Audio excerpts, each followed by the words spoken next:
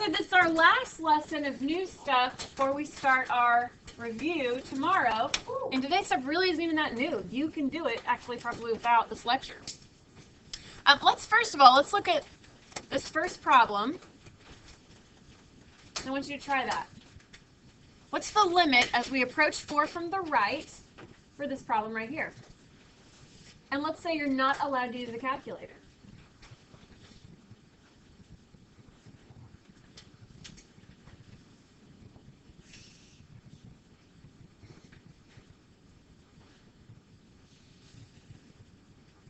So the limit as x approaches 4 from the right for 1 over x minus 4, the quantity, squared. And you know you just can't plug a 4 in because it makes the bottom a 0, and that's not okay.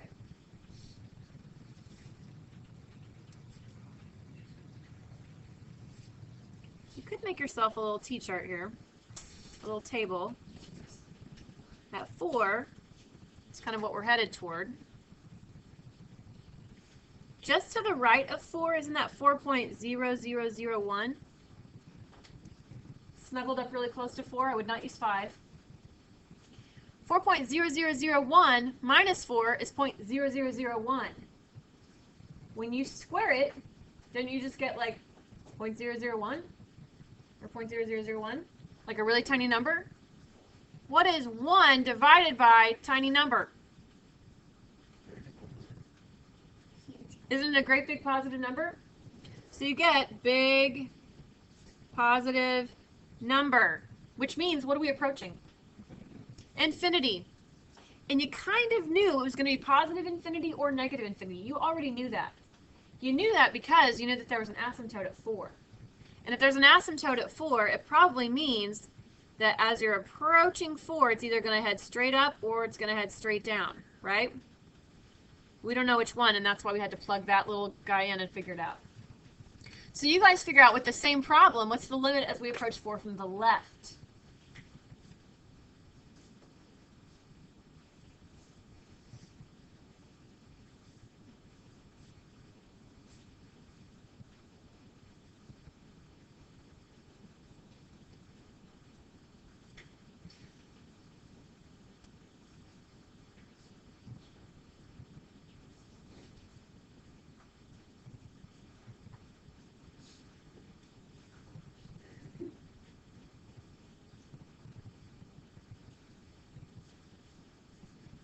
If you put in 3.999, you get a negative 0.001. If you square that, you get what we had over here. It's still positive. So you still are going to wind up with a big positive number, which means we are headed toward infinity. So the limit is heading to infinity. Because you have 1 divided by a teeny tiny number. So how many times does a teeny tiny number go into 1? A whole bunch of times. Does that make sense? Questions? All right, next guy. F at x equals tangent, tangent of pi times x. And it wants you to find the vertical asymptotes.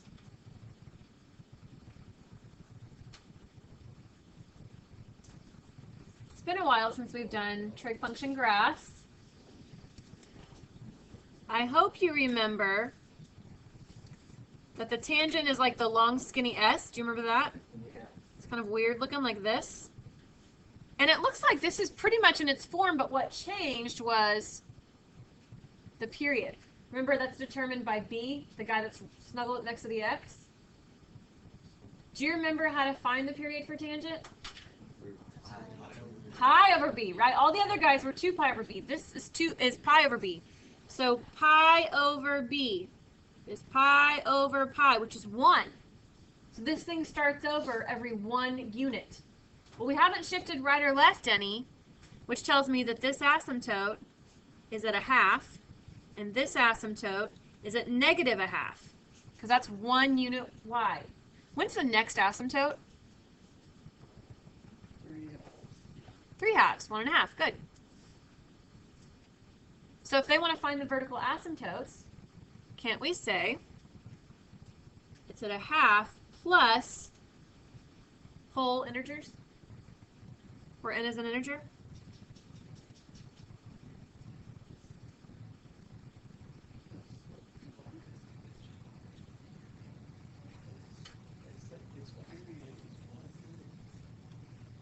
So every one integer right there. Ocean, you see that? So 1 unit later. Everybody good? Now, there is another way to do this. We could have said, let me grab a different color here so we don't confuse these. You could have said, isn't tangent sine over cosine? You could have changed it to sine over cosine. And you think, okay, an asymptote is when the bottom is a 0, right? So let's set the bottom equal to 0. So I have cosine of pi x equals 0.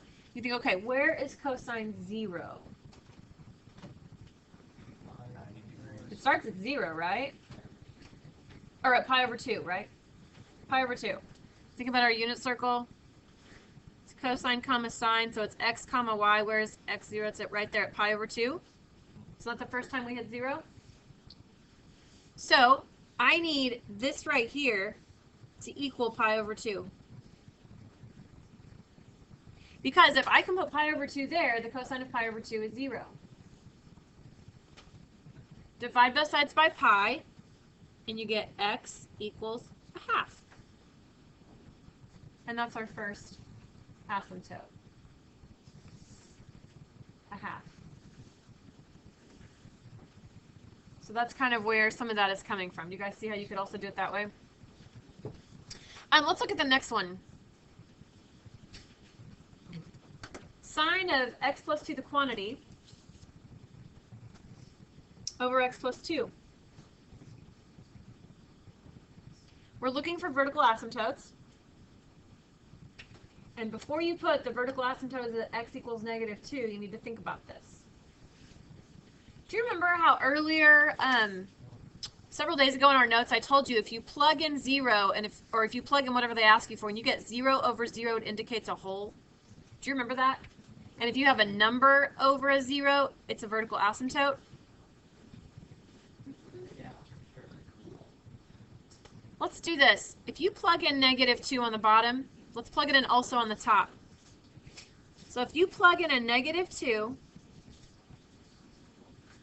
you're going to have sine of 0 over 0. What is the sine of 0? 0. I have 0 over 0, which indicates what? A whole. So -2 is not a vertical asymptote. It's a whole. Sometimes that'll show up. Be ready for that. So all we put is a whole? Yeah, you just say there's no vertical asymptote. That's your answer, that there isn't one. You put it in a -2 because that's what you got. Yeah, because that's what would make the bottom a 0. Yeah, good question. Okay, last one. F at x on the top is x squared minus 2x minus 15 over x cubed plus 5x squared plus x minus 5.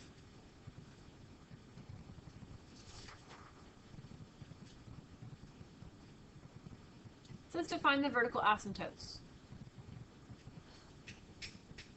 Normally, you just start factoring the top and the bottom, right?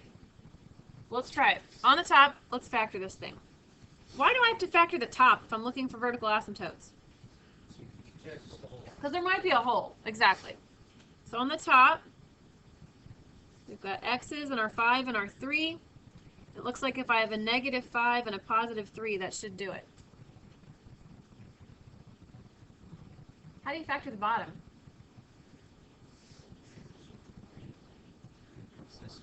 Do you remember the term grouping?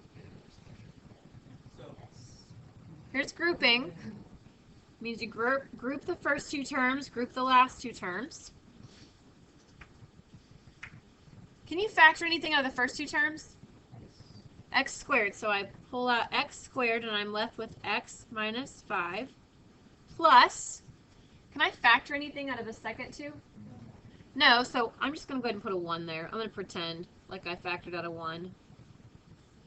Now for these 2 terms, because now you have 2 terms, can you factor anything out of those 2 terms? Does an x minus 5 match? So let's factor out x minus 5. If I divide by x minus 5, I have x squared.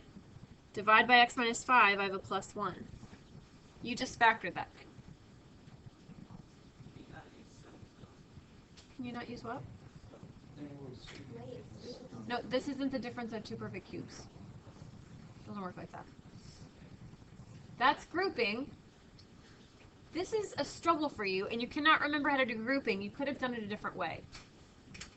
Here's another way you could have done it. You could have said, okay, I know I have these two factors on the top. Chances are, if it's a textbook or a test, one of these two factors probably goes into the bottom. So let's divide. You could do long division, or you could actually get away with synthetic on this because the first coefficient, or because the degree is a 1 on that.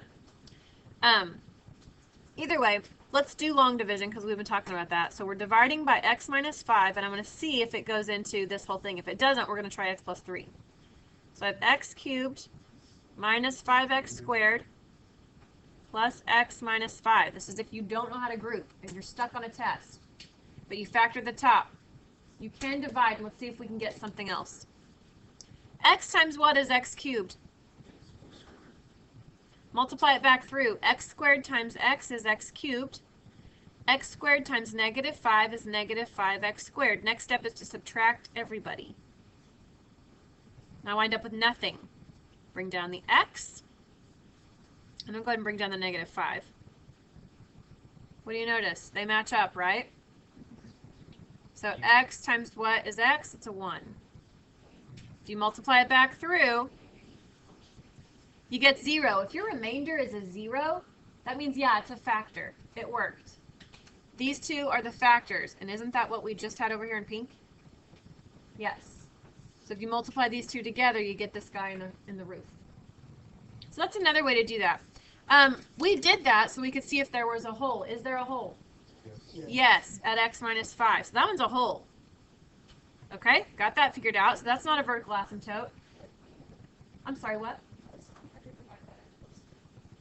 Then you would not be able to do that.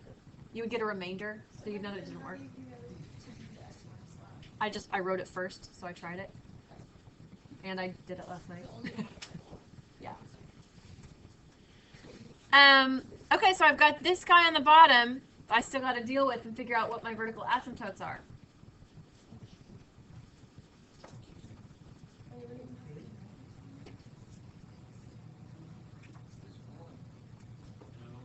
Okay, so if I put a 1 in there, Ocean, 1 squared is 1, 1 plus 1 is 2. Is it okay to have a 2 on the bottom?